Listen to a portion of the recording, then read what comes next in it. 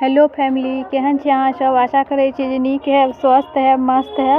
आइ हम बने मूली पराठा। ओहिके लेल देखलिए जे हम एकदम ताजा मुरइ अपन बाड़ीसँ उखाड़ि कऽ अनलहुँ। ओकरा हम जते पात छलै पात तोड़ि लेलहुँ। एकरा हम दू पानिसँ बढ़िआँसँ धो देबै, कियाकि बहुत मट्टी लागल छलै। मट्टी ओकरा धो देलहुँ। ओकरा ऊपरका छिलका हम हटाके आब नीकसँ हम कद्दूकस पर घसि लेब।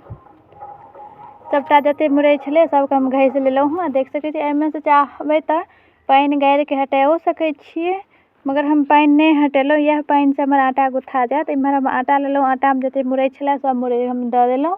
एहिमे हम हरियर मिरचाइ काटिके रखने छलहुँ, हरियर मिरचाइ देलहुँ, जमाइन देलहुँ, मंगरैल,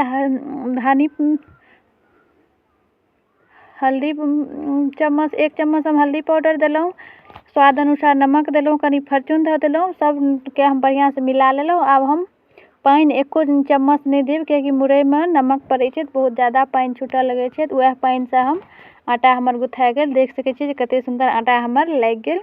एकरा खूब बढ़िआँसँ हम आटा वएह मूलिएके पानि जे छुटलै है वएहमे हम आटा हमर सना गेल। देख सकै छी कतेक सुन्दर एकदम सॉफ्ट लरमसँ हम आटा सानि लेलहुँ। जतेक सब लरमसँ आटा सनबै ओतेक सुन्दर एकर पराठा फूलत।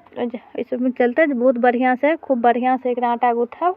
आब हम जतेक छलै सबके हम बेलब।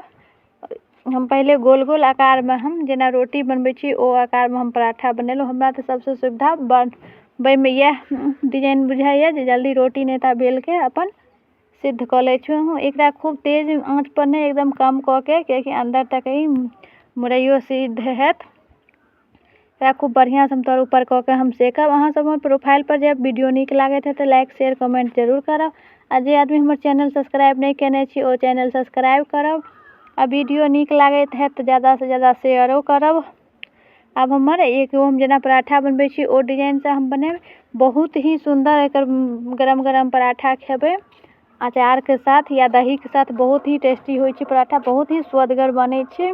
अहूँ सब एक बेर बनाएब। एखन ठंडीके मौसममे ई मूली सब भेटै छै, बहुत ज़्यादा भेटै छै, अपन बाड़ियोमे रहै छै तऽ लोक एकर पराठा बहुत ही ज़्यादा ठंडीमे बढ़िआँ होइ छै। गरम गरम खाइमे तऽ और ज़्यादा मजा आबै छै। अहाँ सबके नीक लागल है तऽ अहूँ सब एक बेर ट्राई बना के देखब। देख सकै छी कतेक सुन्दर यह पराठाके आकारवला लागै छै, मगर ई बेलैमे कनि अथी भऽ जाइ छै। ओहि चलते जे आकारमे बनाबऽ चाहबै